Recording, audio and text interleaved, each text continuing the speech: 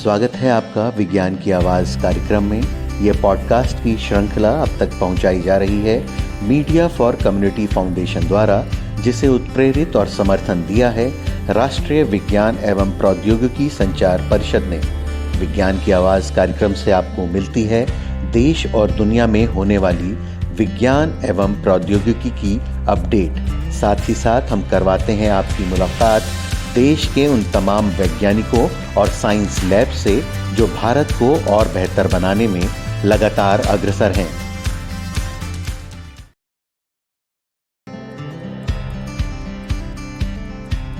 विज्ञान की आवाज में अब बारी है एम्पलीफायर की। एम्पलीफायर में हम करवाते हैं आपको रूबरू विज्ञान एवं प्रौद्योगिकी के विविध क्षेत्रों में अपने अत्याधुनिक अनुसंधान एवं विकास जनाधार के लिए ज्ञात वैज्ञानिक तथा औद्योगिक अनुसंधान परिषद की राष्ट्रीय प्रयोगशालाओं से तथा भारतीय कृषि अनुसंधान परिषद की प्रयोगशालाओं से।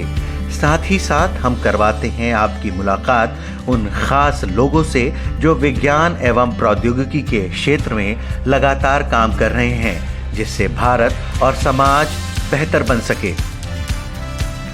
विज्ञान की आवाज में आज आप सुनेंगे CSIR द्वारा 1 वीक 1 लैब पहल के तहत CDRI लखनऊ में आयोजित की गई वेबिनार का ऑडियो, जिसमें CDIR द्वारा अपने प्रसिद्ध उत्पाद पर चर्चा की गई। आज डॉक्टर संतोष मिश्रा बता रहे हैं मलेरिया विरोधक दवा के बारे में। डॉक्टर मिश्रा कार्यरत हैं डिपार्टमेंट ऑफ माइक्रोबायोलॉजी और इम्यूनोलॉजी CSIR-CDRI लखनऊ में। ये ऑडियो CDRI के सौजन्य से है। Good afternoon, everyone. As you are aware that CSIR is celebrating 1 week 1 lab program to showcase their achievements and inventions to the society. In this connection, CDRI is organizing its 1 week 1 lab program from 13th February to till date. And today we are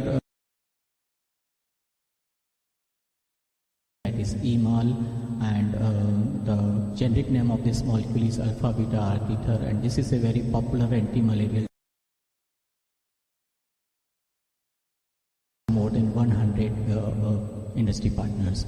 So today we are having Dr. Satish Mishra from Division of Molecular Microbiology and Immunology to discuss about this product. So he will explain the journey of the product to you. So I request Dr. Satish Mishra, please proceed. Thank you.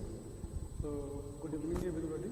So I will be talking about E-mal, which is alpha beta Arteether, and this is a very popular anti-malarial drug because this is a derivative of artemisinin, and currently drug which is used for the malaria treatment, that is artemisinin and artemisinin based combination treatments.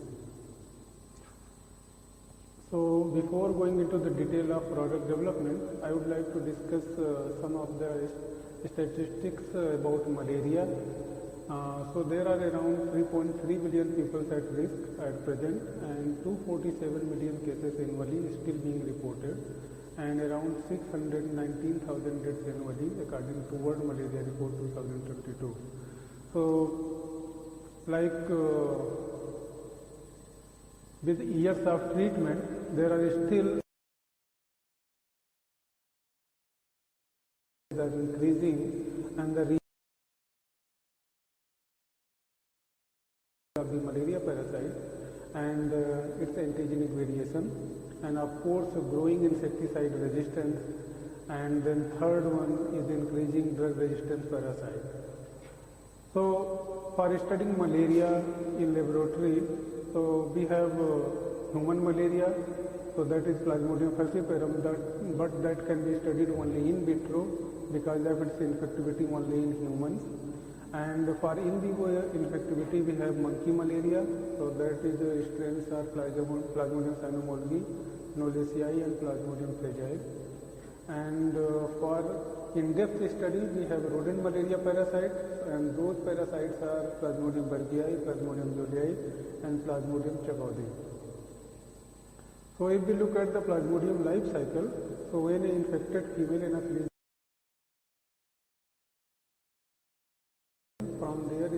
sporozoites glide, traverse several cells before breaching the endothelial barrier, and then they reach the circulation body, and once they reach the liver, they get arrested by recognizing the highly sulfated proteoglycans hepatocytic cells. Within that hepatocytes, these parasites traverse several times before they get activated, and after activation, they productive invade a cell and develop into the early trophozoites. These early trophozoites start dividing, form merozoites, and in the end it mature into thousands of merozoites which are released in the blood, and after releasing into the blood it goes to lung microvasculature where it bursts and invades the fresh RBCs. It's called as ring stage because it looks like ring stage, and that grows further in the size and form the trophozoites. So these trophozoites form the 8 to 20 merozoites, and these merozoites further infect new RBCs and continue the erythrocytic cycle. So within that cycle, some of these merozoites get committed for the production of the gametocytes, and they form the gametocytes, and half-life of these gametocytes are 24 to 48 hours, and they are circulating in the blood when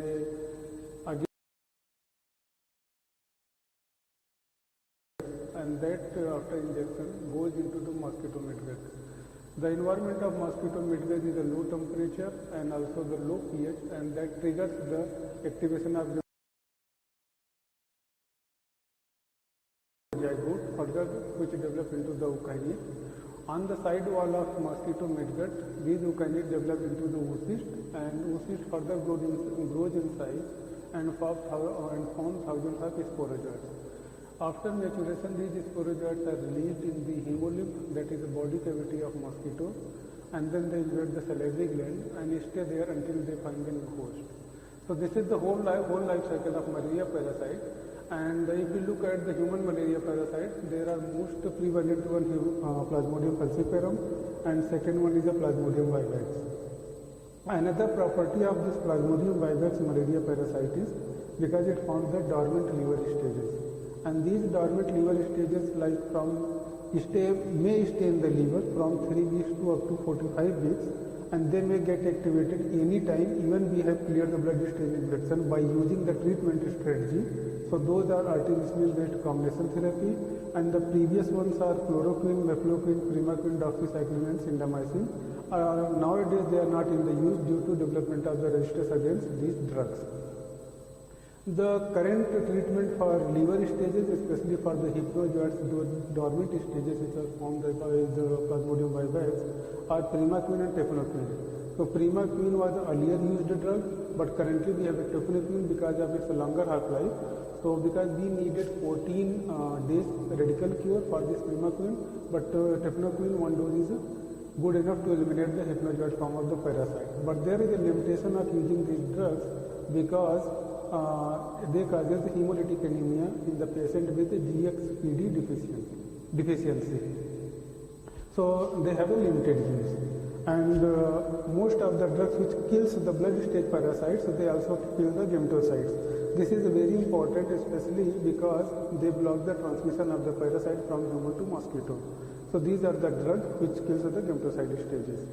And currently WHO recommended treatment for malaria is artemisinin-based artemether, lumefantrine, dihydroartemisinin, piperacin, artesunate, sulfadoxine and pyrimethamine, and artesunate amodiaquine. So as you can see, all of them having the derivative of artemisinin only the antibiotic or other combinations are different. And these combinations must have different mode of action, so there will be less chances of developing resistance by the malaria parasite. So for studying those mosquito stages, we also have developed insectary in CSIR-CDRI, and currently we are also working on development of drug against Plasmodium. We need to have an insectary which caters the development of these mosquitoes, and once we have these mosquitoes, we allow to feed on mice, and after taking the blood meal, which is required for making egg cells, and then they lay eggs in the wet filter paper, which we transfer into the trace, and it goes to 10 to 14 days for developing early to late and then finally pupae, and these pupae form the adult mosquitoes, and we use those mosquitoes to to develop the sporozoites by allowing mosquitoes to feed on the infected mice here, and then we dissect under the microscope and observe mosquito midgut and salivary gland to look the infectivity of the parasite. So of course there have been resistance against previous modern drugs like chloroquine, and resistance strain have spread to nearly all over the world. So that's why its use is very limited nowadays. And second one is a fansidar, that is a combination of sulfadoxine and pyrimethamine. And of course resistance has been reported against these drugs, especially in Africa and Southeast Asia, including India. And third one is artemisinin. This is a currently used drug which I showed you in the previous slide, but resistance has been reported especially in Cambodia. The resistance cases are coming from Northeast India, although few cases are also reported from Andhra Pradesh and Odisha. So why we needed this new drug? Because after developing chloroquine resistance, the malaria parasite, we needed a new anti-malarial drug, especially which act very fast and also especially effective against the chloroquine and resistant and also multi-resistant Plasmodium falciparum. And it may or must have this gametocytocidal activity because it may also prevent the transmission. So the property of this E-mal drug is this is the alpha beta Arteether, which is a 30 to 70 mixture of isomers of these two forms, and this is the ethyl ether derivative of course artemisinin, which is obtained from plant Artemisia annua, mostly found in China. And this is the blood-stain parasite, and it was developed jointly by CSIR-CDRI and CSIR-C-mal, and being prescribed to patients as a second-line treatment for chloroquine-resistant Plasmodium falciparum malaria, including cerebral malaria.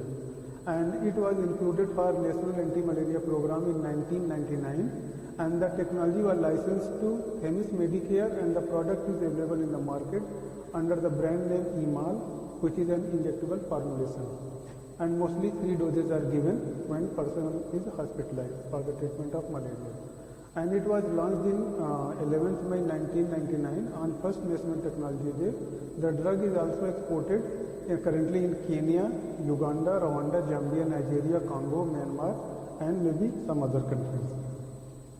So if we look at the milestone for this artemisinin development, when the resistance started developing in 1960s, then scientists started looking for alternative treatment, and then they found this artemisinin from the Artemisia annua plant, and it's because isolating artemisinin from plant itself is a very tedious process.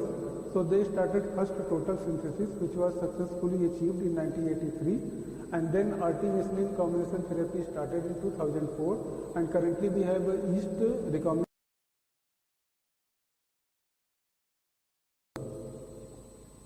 So if we look at some of the study of this alpha beta Arteether, so initially it was studied in the mouse model system, and the first combination was Plasmodium burgei, which is a rodent parasite, and it was given in the Swiss mice.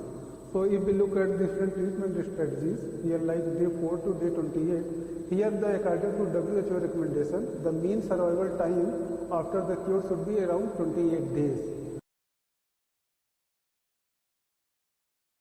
It's a single dose or maybe 3 doses.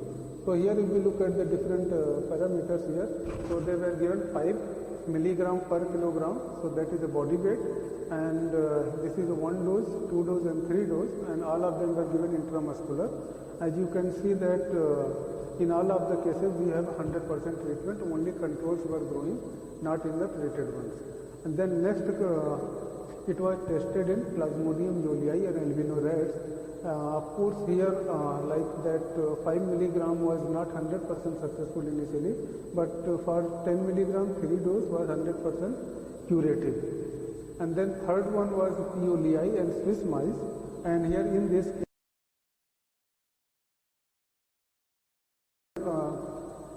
it was increased up to 5 and 7. In all of the cases there was 100% curative in that P. jolii and Swiss mouse. So after success in mouse model system, further it was tested in monkey.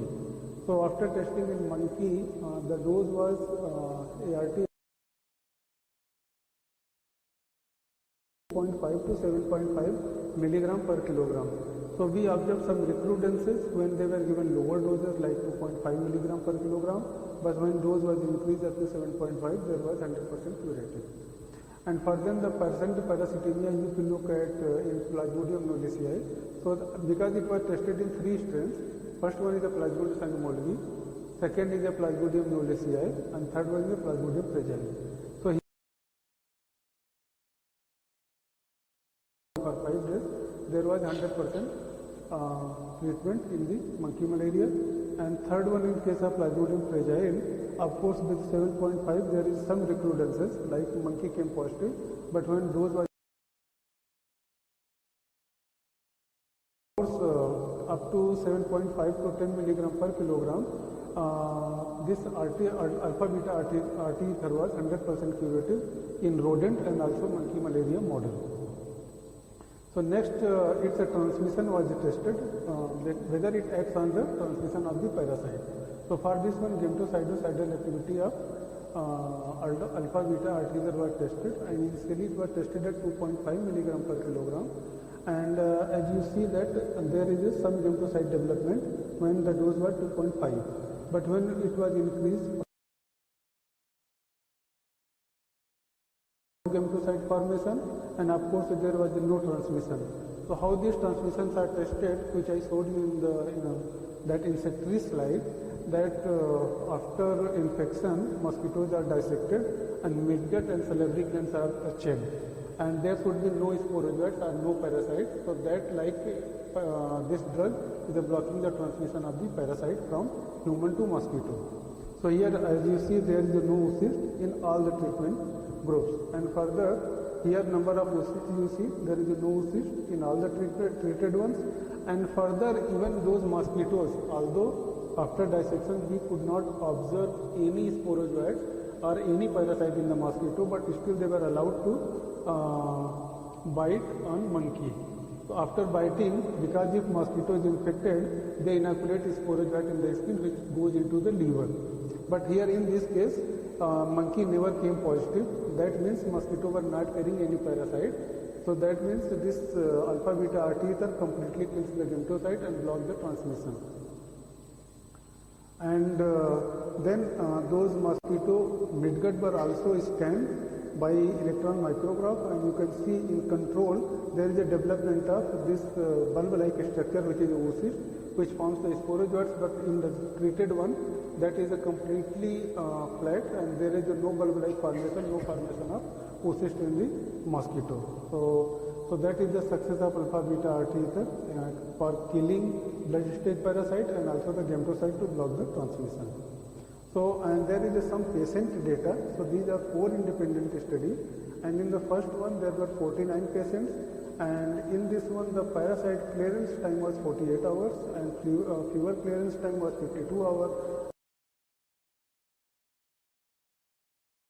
And also the post-marketing surveillance, it wasn't like not 100% cure rate, but still the parasite were cleared completely, and also the fever was cleared completely, and in some of the cases it took around maybe more than 100 hours, but it was like clearing the parasite and also reduce the fever.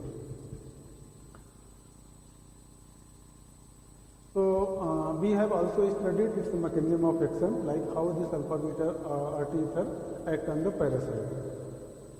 So when treatment of alpha beta Arteether is given, it induces the reactive oxygen species production, and also once reactive oxygen species is produced, it leads to loss of mitochondrial potential. So, and that both are parasite loses this mitochondrial membrane potential, they lose the viability. So that's how it kills the parasite, and because of this ROS, this caspase-like activity is also increased in the parasite. So due to that DNA fragmentation occurs and parasite elimination takes place. As you can see, in case of treated ones, there is a higher level of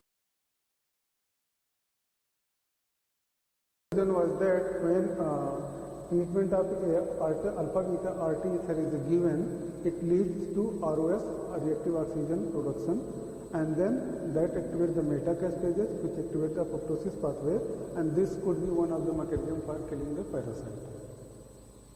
So the marketing of alpha beta Arteether is like this. It was launched in 1999 with the brand name E-mal, and there are 200 different formulations currently in the market, and total domestic sale and export was approx 30 crores in 2016, and total expenditure in its development was around 4.29 crore.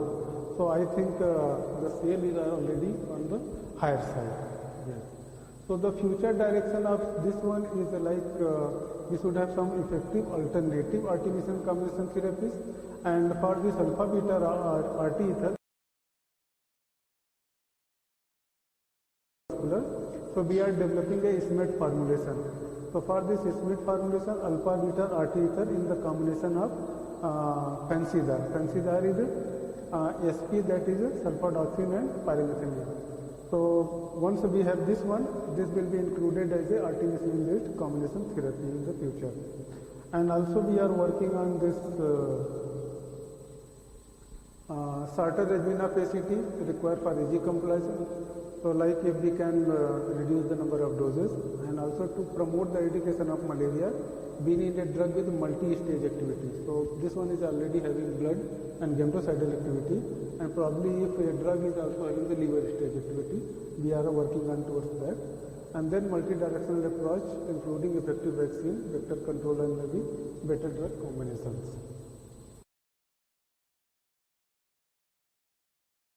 All the directors which were involved in the